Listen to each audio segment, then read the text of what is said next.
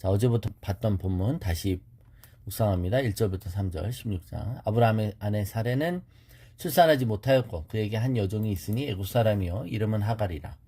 사레가 아브라함에게 이르되 여호와께서 내 출산을 허락하지 아니하셨으니 원하건대 내 여종에게 들어가라. 내가 혹 그로 말미암아 자녀를 얻을까 하노라 하매 아브라함이 사레의 말을 들으니라. 아브라함의 아내 사레가 그 여종 애굽 사람 하갈을 데려다가 그 남편 아브라함에게 첩으로 준 때는 아브라함이 가나안 땅에 거주한 지 10년 후였더라. 네, 우리는 어제부터 이 사레가 자신의 몸종인 애굽에서 얻은 여종 하갈을 통해 아이를 낳으라고 아브라함에게 제시한 이 대안의 제시가 인간이 저지르는 흔한 실수라고 우리 묵상했습니다. 그래서 왜 그게 흔한 실수였는지를 묵상했죠. 세 가지 이유였어요. 그것이 매우 자연적인 선택이었고, 그것이 자신이 하나님이 자신을 통해서는 아이를 허락하지 않았다고 생각하는, 즉 자신의 타이밍이 맞지 않은 것 때문에 하나님이 자신한테는 아이를 주시지 않았다고 생각하는 거. 그죠? 예. 그리고 세 번째는 그것이 그 사회의 간섭에 따른 행동이었기 때문에 자신의 선택이 뭐가 잘못됐는지 모른다는 겁니다. 자, 오늘도 왜 이것이 틀린 선택이고 틀린 믿음의 행동이 아님에도 믿음으로 착각하는지를 우리 두 가지 더 묵상하겠습니다. 자, 그래서 네 번째는 믿음 안에서 자신이 제안한 그 대안이 믿음 안에서 차선이라고 생각하는 거예요. 차선. 하나님이 자신을 통해 아이를 낳게 해주시면 그게 최고일 수는 있으나 안 되면 그죠? 꽁 대신 닭이고 이가 없으면 잇몸이라는 거예요. 최선이 아니면 차선이라도 해야지라는 거예요. 우리가 차선이라는 말이 갖는 함정이 있어요. 차선은 다음으로 좋은 거잖아요. 그 다음으로 좋은 거. 그죠? 근데 여러분, 하나님 앞에서의 믿음은 좋은 선택에서 더 좋은 선택으로, 그리고 더 좋은 선택으로 이어지는 것이죠. 그죠?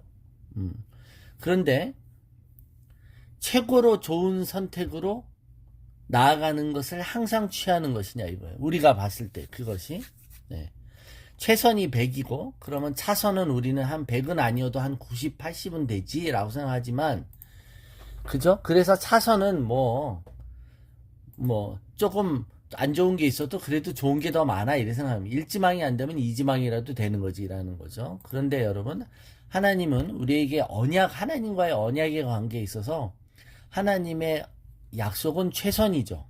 그리고 그 외에 다른 어떤 옵션도 선이 될 수 없어요. 하나님이 이것이다 라고 하면 이거지 그거 아닌 다른 것은 하나님이 아닌 것이죠.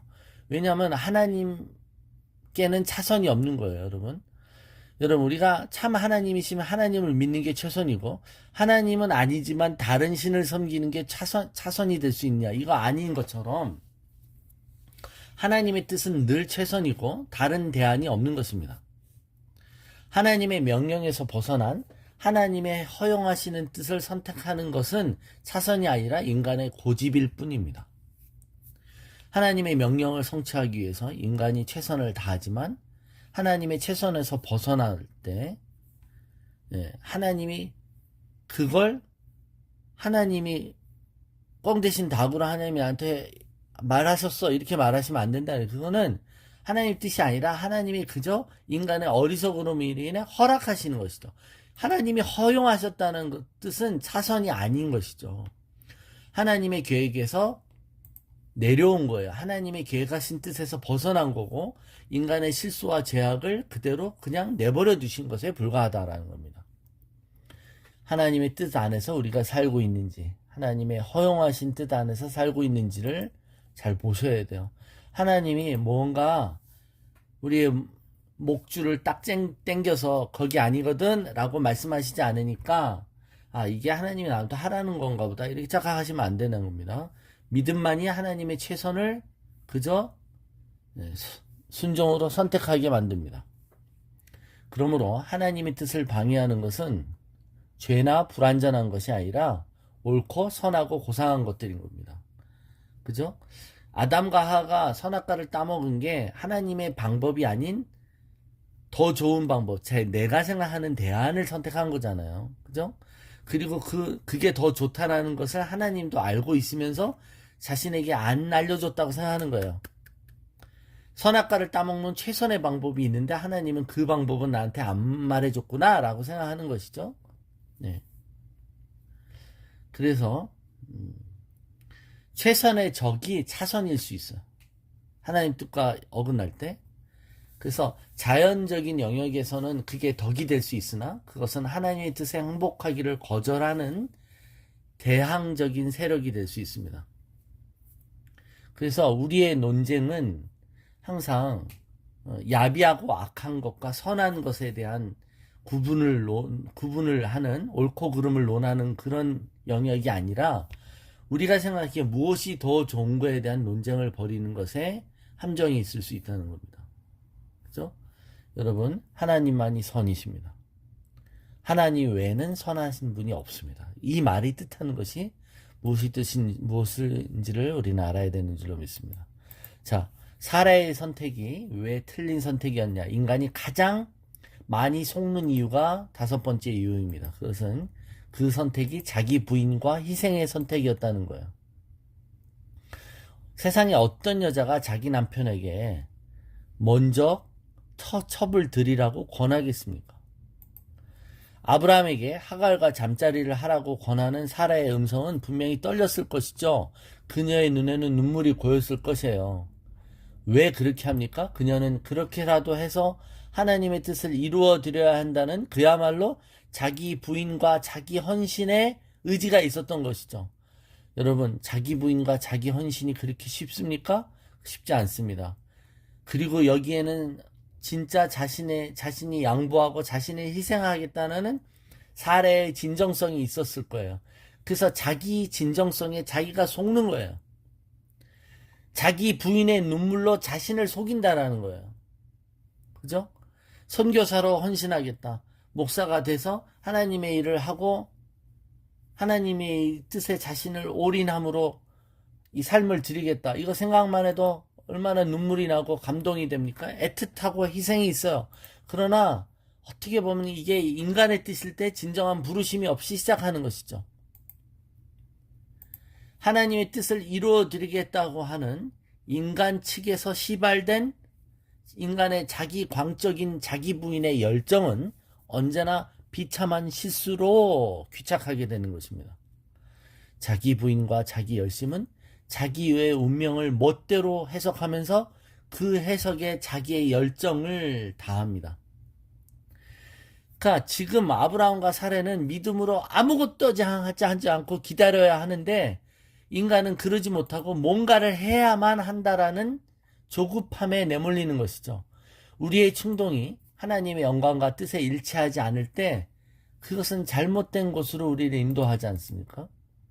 우리가 살다가 보면 자꾸 뭔가 이렇게 클럼지한 사람, 뭔가 서투른 사람이 막 도와주려고 하면 일이 오히려 늦게 진행되잖아요. 그럴 때 그냥 하는 말이 뭐예요? 야야야, 너는 그냥 아무것도 안 하는 게 도와주는 거야 라고 말할 때가 있잖아요. 네 마음은 알겠는데 네가 뭘 하려고 하니 자꾸 뭐가 망가뜨려지네. 하나님은 우리가 우리의 목에 힘주고 몸에다 힘주면서 하나님 제가 뭐라도 할게요. 내가 하나님 내가 이렇게 하는 게 하나님께 도움이 되죠? 하나님 저에게 고마우시지 않으세요? 이럴 때 하나님이 뭐라고 하시냐는 거야. 아니 너는 아무 도움이 안 돼. 제발 나에게 순종하려무나 라고 말씀하실 것이라는 거예요. 하나님 말씀에 순종하는 것과 하나님께 순종하는 것의 차이가 있는 것이죠. 그죠? 하나님의 말씀에 순종하려고 하면 정말 그대로 가는 거예요. 그 프로토콜 그대로 하는 거예요. 네? 그러니까 알았어요. 내가 하여튼 알아서 그걸 이룰게요가 아닌 것이죠. 우리의 열심이 하나님을 앞서지 않도록 주의해야 하는 것입니다. 하나님께서 무엇을 원하시는지 내가 이제 알았으니 자 당장 그 일을 하자. 그래 땅끝까지 이르러 내 증인이 되라고 하셨잖아. 그럼 빨리 가서 예수를 전해야지 라고 500명의 믿음의 이 문도들 중에 380명이 10일을 못 기다리고 오순절 마가의 다락방을 놓친 이유가 여기 있는 거잖아요. 빨리 전도해야 돼. 전도하는 게 하나님 뜻이야 라고 성령의 능력, 권능을 받지 않은 상태에 움직였다는 것입니다. 자, 그러니까 뭐로 가도 서울만 가면 되지, 예, 그런 거 아닌 거예요. 서울로 가는 과정이 중요한 거예요. 과정이 자기의 열정으로 하려고 하면 안 된다는 것이죠. 자기의 방식으로 하는 게 아닌 것입니다. 하나님께서 어떻게 지으라고 분명히 보여주실 때까지 기다려야 되는 거고, 자신의 운명과 부르심을 자신의 마음대로 해석한 후에 그 해석에 자신의 혼신을 다할 때 그게 광적인 열정이 되는 것입니다. 그래서 여러분, 공동체를 제일 힘들게 하는 사람이 누구예요? 예, 지혜와 순종함 없이 가장 열심히 있는 사람이에요. 자기 열심은 자기의 의일 뿐인 것이죠. 내가 이렇게 희생했는데, 그죠? 예. 그러니까 자기 열심인 사람은 꾸준하지 않아요. 자기가 열심히 있을 때 열심히 하지만 또 내가 이렇게 했을 때 아무 생색도 없고 나만 힘드네 라고 생각하면 또 언제든 또 내팽개치고 태만해지는 것이죠. 또 자기만이 옳다고 생각하기 때문에 늘 남들은 자신만큼 헌신하지 않는다고 비판하는 겁니다. 또 자기가 하지 않으면 일이 잘 안 돌아간다고 말하는 거예요. 그래서 자신의 존재값을 드러내 보이려고 하는 것이죠. 그러면서도 자신이 선을 넘은 거, 자신이 오버한 것에 대해서는 관대해져요. 나중에 보면요. 뭐 내가 나쁜 뜻으로 했느냐고요. 다 하나님 일을 하려고 한 건데 나도 하나님의 뜻을 이루려고 내가 열심을 부려서 열심히 한 거지. 뭘. 그 몸은 큰 잘못이냐는 겁니다.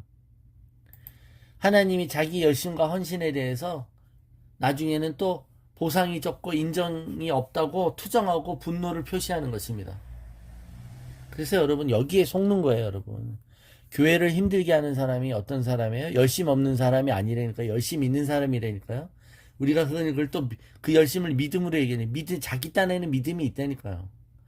그러니까 자기 방식으로 하려고 하는 거예요. 순종하지 않고.